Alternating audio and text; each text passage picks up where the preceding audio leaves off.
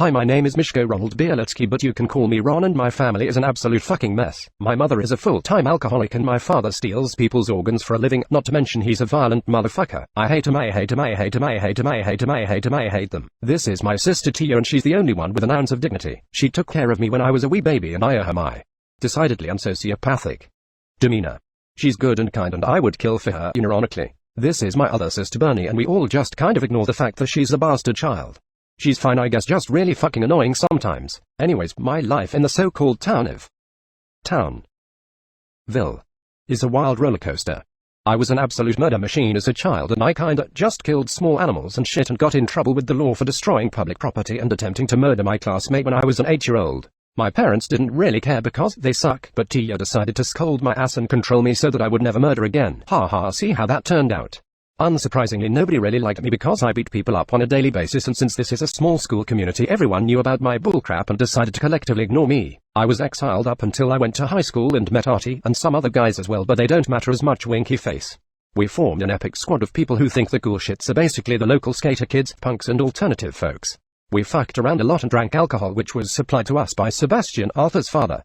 We were on the top of the world. The guys from our squad pierced my nose and helped me become a boy, but my father wasn't on board with that bullshit, so he just kind of fucked up my face, and that's why I have this nifty scar, which is a fucking design feature and should not be omitted. These guys were cool as fuck, don't get me wrong, but I just kind of always cared about Artie the most. He has a fine ass and cares about me a lot, and I enjoy talking to him, and even though we were 16 and 17 at the time, we still had sleepovers, and this one time he let me sleep in his bed with him and spooned me, and it was the best. Yay, long story short, I low-key liked him for a long time.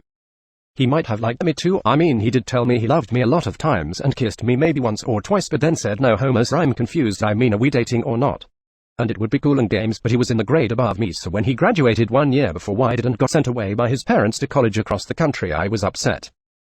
He said we would still talk every day and meet up, but things didn't really go as planned. Basically, my dad's abuse got really bad after he found out I was gay, and this one time, maybe in October when I was hanging out with the homies and came home maybe just a little bit high, he was extremely mad at me and decided to try to choke me to death. Nobody else was home at the time, as my sisters were at my aunt's place and my mother was passed out at some bar, I think. Yeah, I was not thinking straight. And I always carry this handy dandy knife around, so I stabbed that bish real good right in the eye socket and he went limp and bled all over the place. When I realized what I did, I was panicked and decided to use my epic logic skills to plot a plan of writing a suicide note and faking my own death just to get away from the law enforcement. I didn't bring anything with me except for some spare clothes to not look like an absolute maniac when trying to run from the police. I dropped off the blood-stained clothes at a cliffside so that when they find them, they assume that's where I jumped. Then I hopped into some random guy's car and hitchhiked to my boyfriend's house across the country.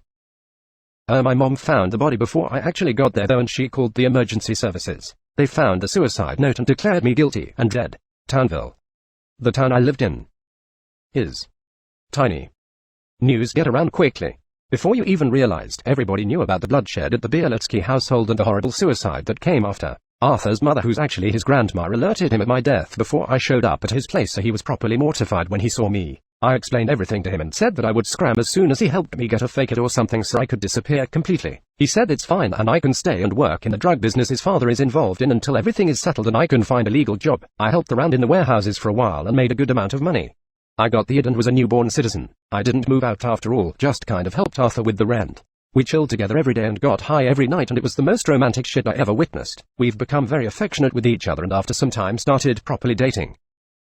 I worked in the drug warehouses for a few years until Arthur finished his quantum physics bullshit major, and then we moved out to another country to start a new life. We're getting married next month.